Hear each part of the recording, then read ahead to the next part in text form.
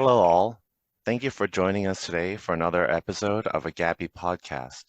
For today's Gabby podcast, we'll be interviewing Mr. Nobuo Tanaka, who is the chair of the steering committee of the Innovation for Cool Earth Forum.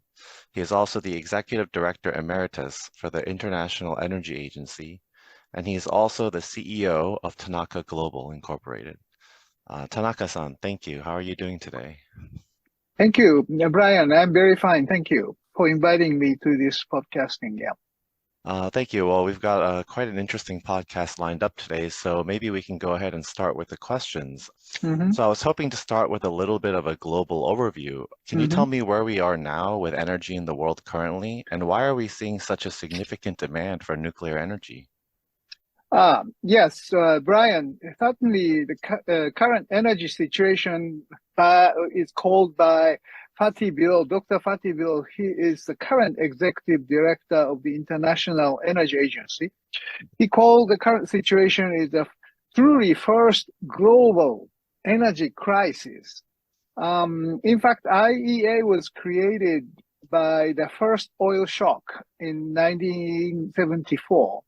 But the current situation by the invasion of Ukraine by Russia is causing not only oil shock, but natural gas shock, coal shock, gas and electricity shock. So all the prices of energy-related materials is skyrocketing, for all the governments, the energy security is a number one policy issue.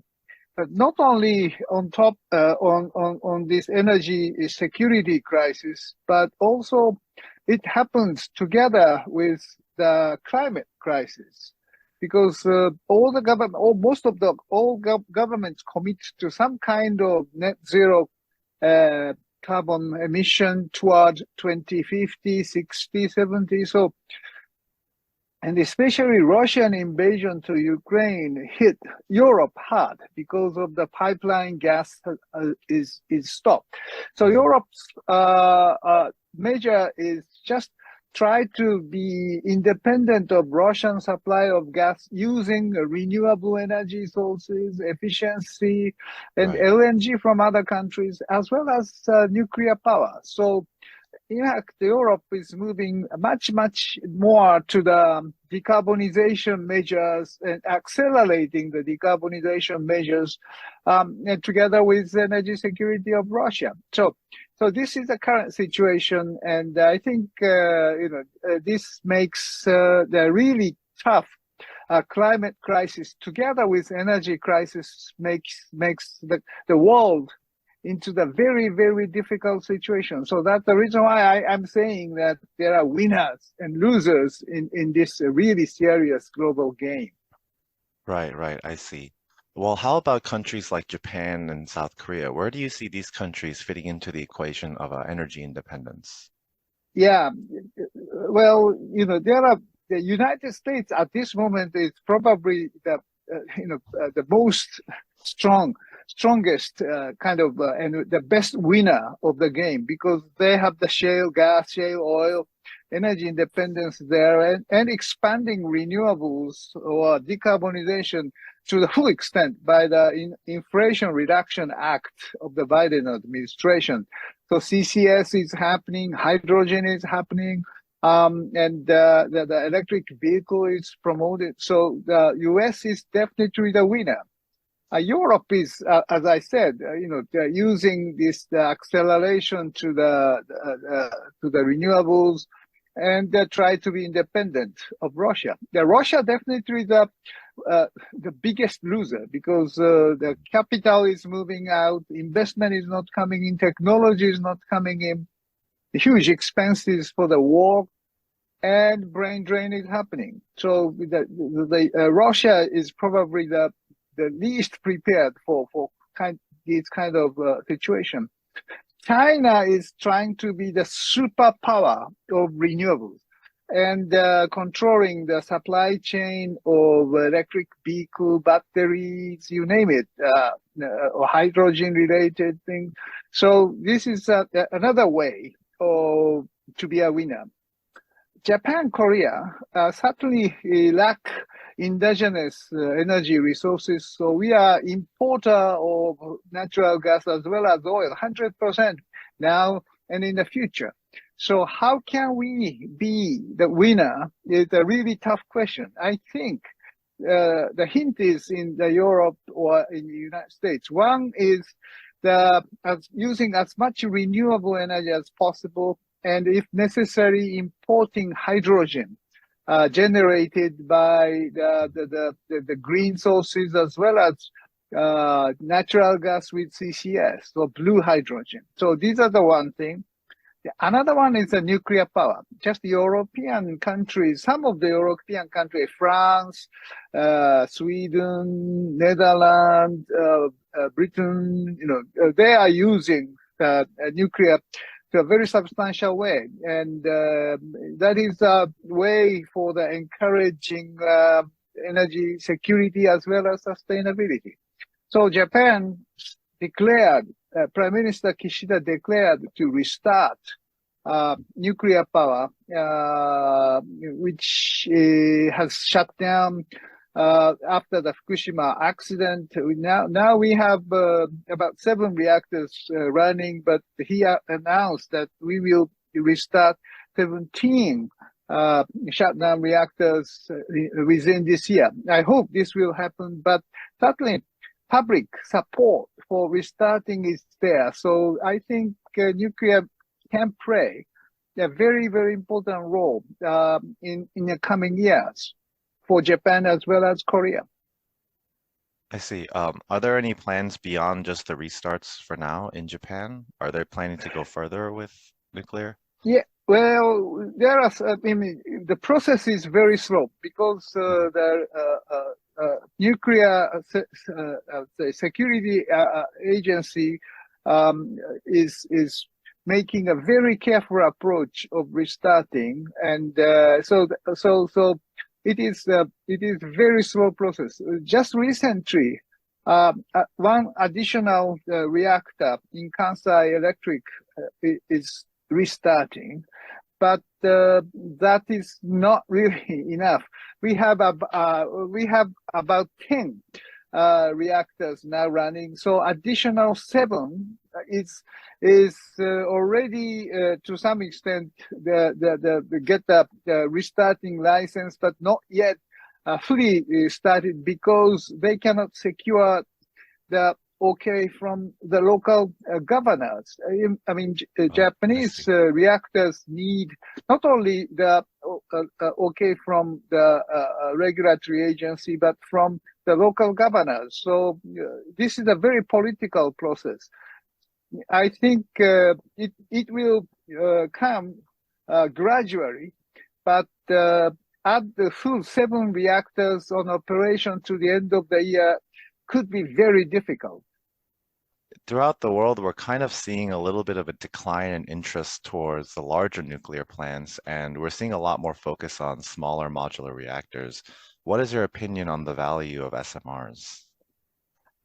SMR is not a new technology. It has been in the plan by many companies for years, but that actually it was not really materialized as such. After the Fukushima accident, certainly small modularity has got a more focus because the large light water reactor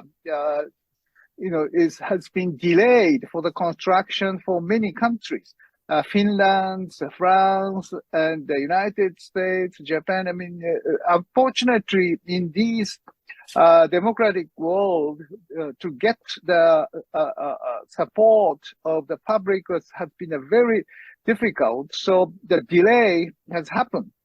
And delaying the construction period means higher cost. So, in fact, in France, the Areva went almost bankrupt, and in the United States, Westinghouse bankrupt, and it triggered the collapse of Toshiba. Mhm.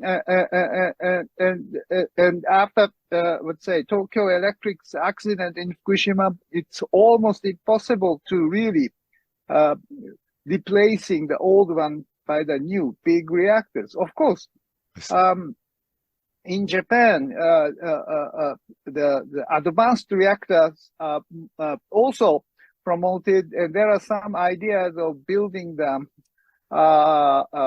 advanced light water reactor with safer mechanisms or instruments and or let's say it's a core catcher installment. So there are some ideas of improvement and try to replace the old reactor by these new light water models, but the cost would be very high. I And I see. have doubt about the feasibility of these big light water reactor.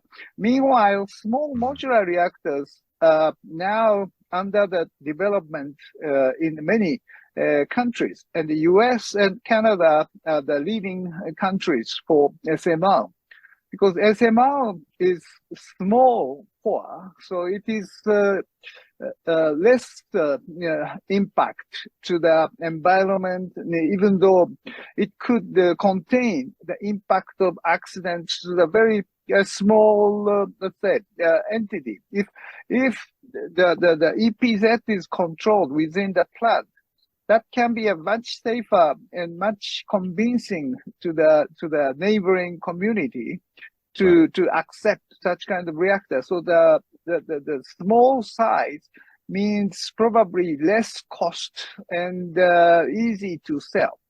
Another feature is that the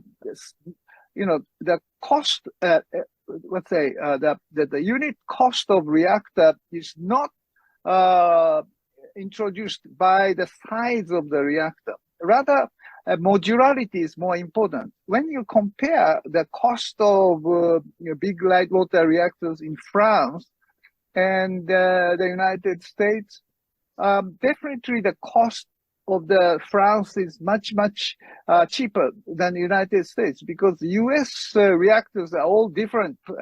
Boiling water is there, Yeah. pressurized water is there, and done by different companies.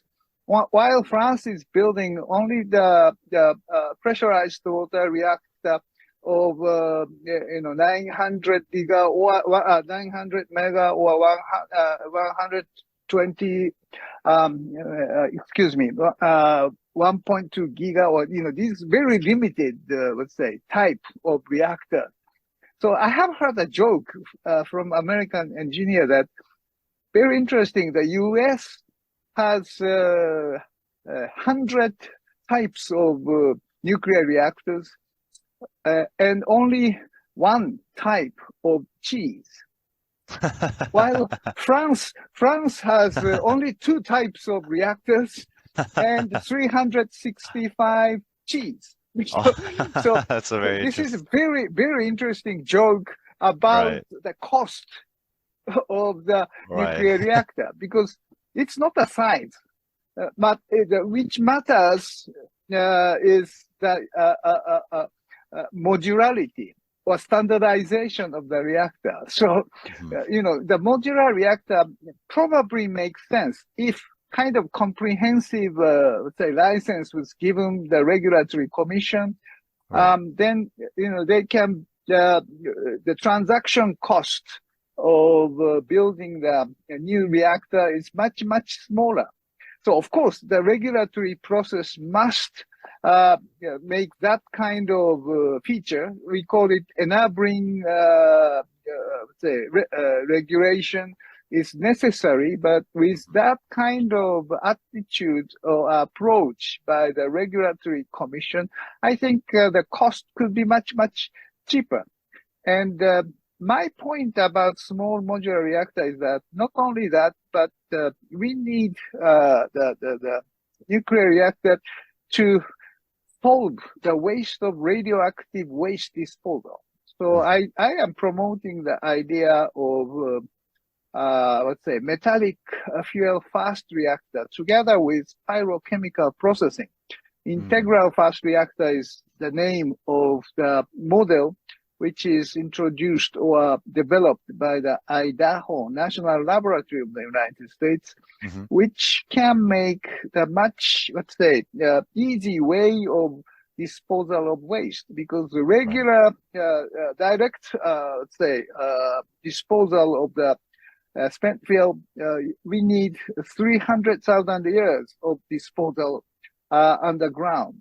But Hmm. if this approach is taken as integral fast reactor, the waste should be stored only for 300 years. 300 years is long, but it is much more manageable, the human, than 300,000 years. So this kind of easy for the waste management is another important feature if fast reactor and pyroprocessing is taken into the system together with small modular reactor. And the third point, if any, to make nuclear power sustainable is proliferation resistance, Hmm. because closed circuit system of this integral fast reactor will have a very strong proliferation resistance because I of see. separating plutonium and minor actinide together and use them as the fuel for the fast reactor. So this combined separation, mixed separation, make it very difficult to take out, to separate pure plutonium for bomb. So, and it is closed circuit or a closed system, so the plutonium will not move transported out of the plant. So this is hard for the terrorists to seize the plutonium for the military. I mean, for their purposes. So this system is called proliferation resistant. So I think after the Ukraine war, the many smaller countries wants to have a weapon. There are many countries who may want to have a weapon. So proliferation resistance is definitely an important feature when we want to build the so-called sustainable nuclear system. So I am arguing that these three conditions are probably necessary to make nuclear renaissance, if we can call it as such, in the coming years. I see. That sounds quite fascinating. I have a little bit of a question on the reprocessing Um, side of the what you just mhm. mentioned, and Yeah, yeah. I'm curious what's your opinion on the international perspectives around that reprocessing and plutonium management despite this proliferation resistance. Do you think that it'd be enough without any sort of international control, or how do you kind of view where we I would go from okay. there? That's very important point. Plutonium management is very important for the sake of proliferation risk resistance. Right. So, so, the international surveillance by the IAEA is undertaken, where, for example, if when Japan is using the reprocessing mechanism or Purex method for reprocessing plutonium, but we are under the full scrutiny by the IAEA. So the IAEA is monitoring or security safeguard measures are very, very important for for making reprocessing process proliferation resistant. Right. So maybe we may, if we move further using the plutonium, that could be necessary feature. But at the same time, not only regulatory side, but technology side, it is there are some technologies which is proliferation resistant. Which I mentioned, the integral fast reactor of the Idaho National Laboratory is the one. As I said, because of this separation of plutonium with minor actinide together, as well as closed systems, so difficult for the terrorists to seize the fissionable materials. So this kind of technology is preferred to the regular light water reactor, which this system, light water reactor system, is proliferation prone because of the enrichment of the uranium and sometimes using the spent fuel reprocessing for getting plutonium out. So maybe the light water reactor, if some country wish to have a light water reactor, he may intend to get the weapon out of this. So in fact, I think the integral fast reactor could be better option with the very stringent monitoring or safeguard measures by IAEA. Another reason for the reprocessing need is that because of this geopolitical risk after Ukraine, the G7 countries is trying to reduce dependency on the Russian fuel, the Russian resource, and enriched uranium. Still, G7 or Western countries depend on Russian enrichment services. So to reduce the Russian enrichment, I think the reprocessing the spent fuel is one option, because spent fuel is everywhere. So getting out the plutonium from there and use it as a secondary fuel make good sense in terms of independence of the Russian enrichment services. So I think the current movement in the US about the new fuel, like HALEU is a little higher enrichment, but that's certainly one way to reduce the Russian services. And reprocessing is another way of reducing the Russian dependence. So I think for the sake of geopolitical reasons, reprocessing gets the new kind of focus. And I think this is a very interesting new development under the current geopolitical development. I agree. I'm quite excited to see where we're going to go with the future of reprocessing. Before we close out this podcast, Tanaka-san, I wanted to ask you if you had any last thoughts, anything that we didn't get to discuss that you wanted to cover? Yeah. Well, I think Japan and Korea and the United States can do a lot, because already the three leaders, two presidents and one prime minister, met together in Camp David and announced a strategic collaboration for the future. I think it makes very good sense. And nuclear policy should be one of their leadership, strategic leadership. And one thing is that we have to develop jointly this integral fast reactor, or American version, which the Department of Energy call is versatile test reactor. It is a fast reactor with pyrochemical processing. And I think Korea has jointly developed the pyroprocessing with Department of Energy for years. And Japan is, I think for Japan, this pyroprocessing is very important for the meltdown debris of the Fukushima Daiichi power plant, and solve this debris issues together with the nuclear waste disposal. So I think the development of versatile test reactor and pyrochemical processing is a very common interest for Korea, Japan, and US. And I think three countries must develop this system as an advanced nuclear model for the world, with together with the regulatory framework for IAEA. And another element which I think three countries can do is the denuclearization of North Korea.